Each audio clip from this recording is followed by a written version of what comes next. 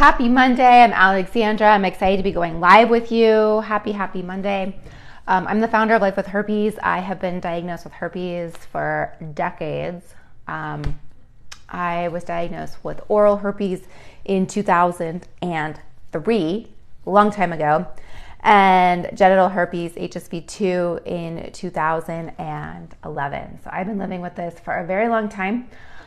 This is your opportunity to ask your questions, anything that you want to know when it comes to living with herpes. So the purpose why I'm here, the reason for the platform, so on and so forth, is just to bring awareness.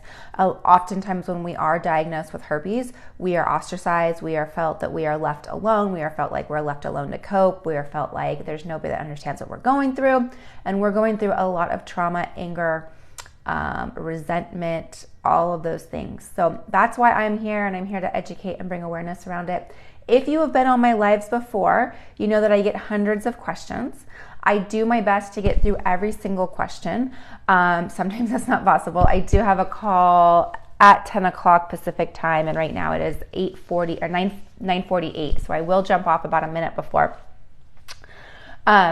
Again, with that being said, I do my best to answer your questions. So if you have herpes-related questions, they can be about dating, they can be about disclosing, they can be about diagnosing, they could be about speeding up recovery, they can be about what does an outbreak look like, so on and so forth, tips and tricks to help speed up recovery, things of that nature. Definitely ask your question. I am not a doctor, so there are some questions I cannot answer, but I can talk about what I personally do for my life and what I've been doing living with herpes. So I love seeing the hearts. Thank you, thank you, thank you. I love seeing the hearts. I appreciate seeing the hearts.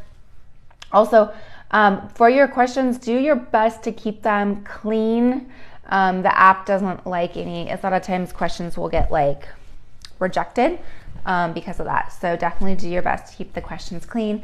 And if you know someone that has herpes, if you have herpes or you know someone that has herpes, please share this information with them, because this is why I'm here. I'm here to educate and definitely bring awareness so that people are not feeling, like I said, ostracized and alone.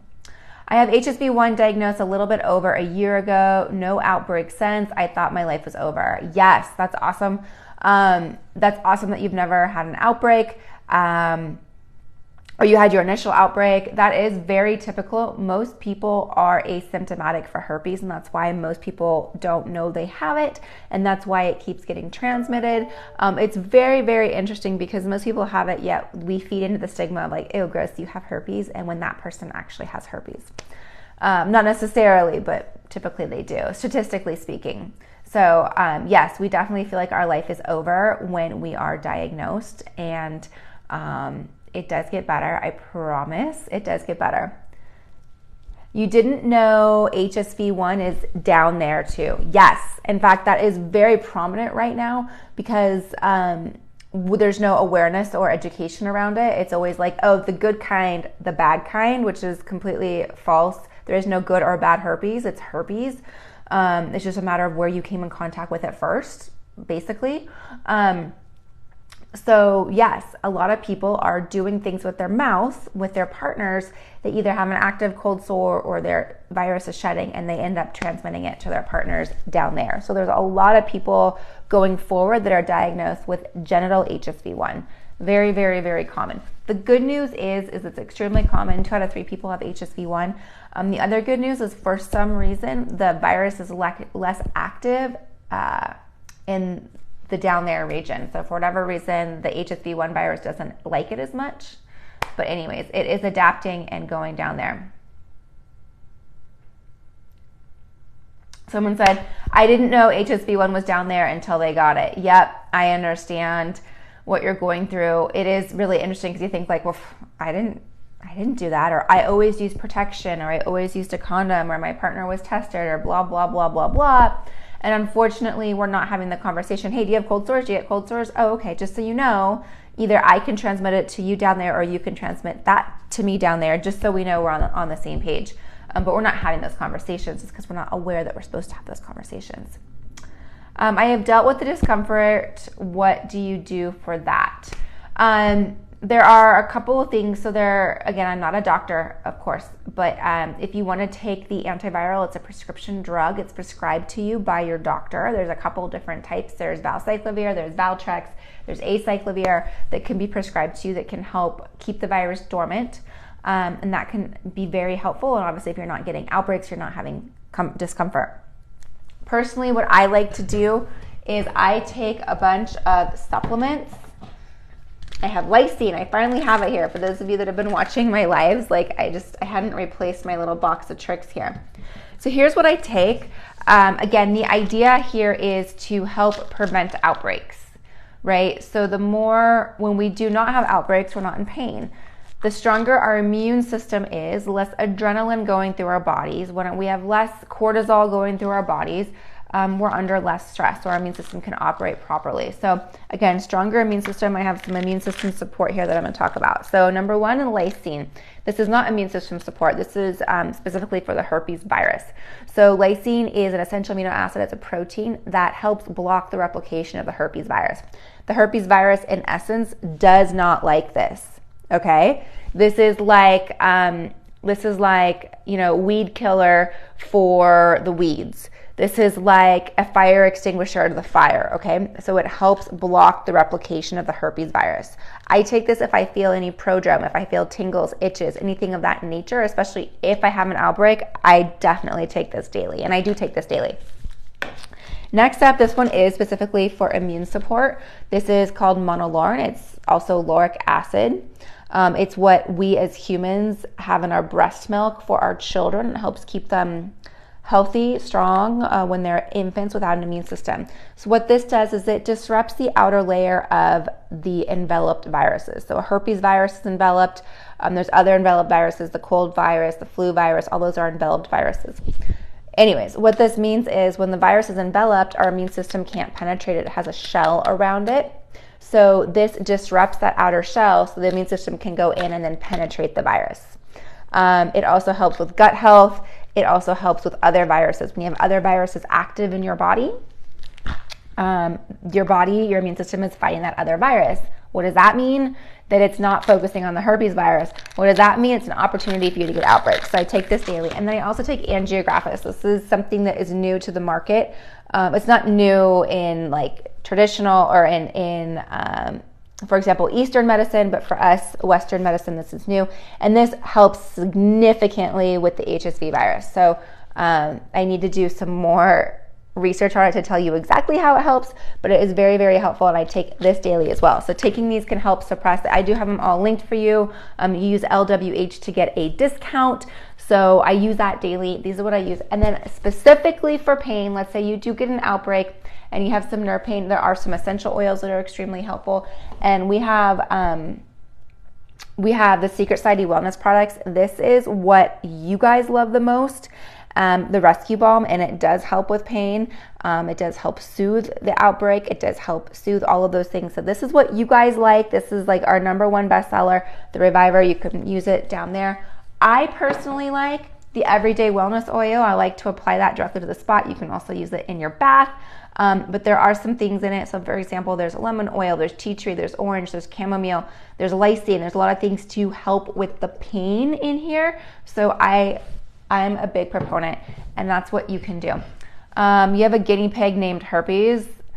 If you do it lightheartedly, then I guess that's good. You've dealt with the discomfort. Yeah. You just got in. What are we talking about? We're talking specifically about living with herpes. So 2 out of 3 people have Hsv1 and 1 out of 6 have Hsv2.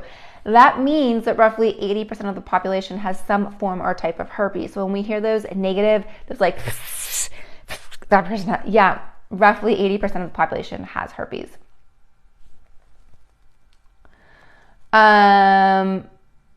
So as far as leaving negative comments towards me, that is fine. I just want you to realize that when you are doing that, you are absolutely disrespecting somebody that you love unconditionally. Like I said, 2 out of 3 people have HSV1 and 1 out of 6 have HSV2. So there is absolutely zero way that you could avoid coming in contact with the HSV virus when we have so many people living with it. And yeah, I just want you all to know that that's one of the reasons why we have such the stigma is like we make fun, we joke, we, telling me that, I stink or whatever you want to say it in slang. You're really hurting people that you love unconditionally, and it could be a mother, it could be a father, it could be a sister, it could be a brother, it could be your future children. You just don't know. It's so common.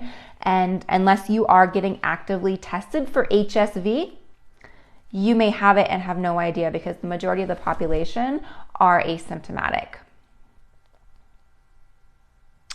Like someone said, if you haven't been swabbed or blood tested, do I really have herpes or was it just a rash? If you've never been swabbed or blood tested, you have no idea if you have it or do not have it. So the best way to know would be to actually get a blood test and go find out. And when you get another outbreak, go get that swabbed. Yeah, I literally became so depressed. Now I realize it's normal and doesn't affect me at all. That's awesome. You're gonna name your car HSV1.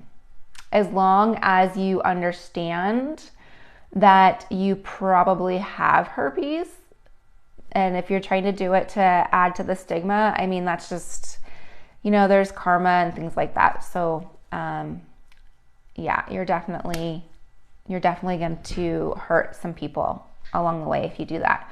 I also have HSV1, contracted it during my pregnancy, still learned how to live with it. I'm so glad. Congratulations on your pregnancy. It's the best being a mommy.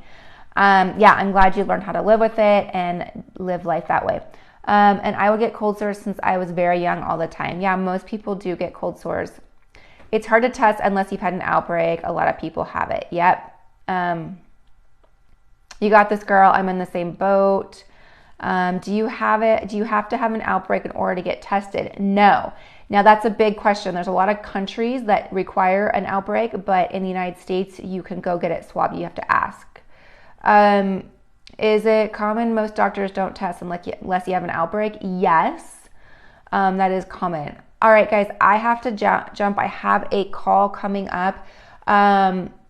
Someone says use rubbers every time. Yes, that's very, very important to use protection. However, I want us to know that only protects us 30 to 50% of the time. It's skin to skin. It's not fluid based. So there's other areas of the skin that touch during intimacy, even if there is a condom being used.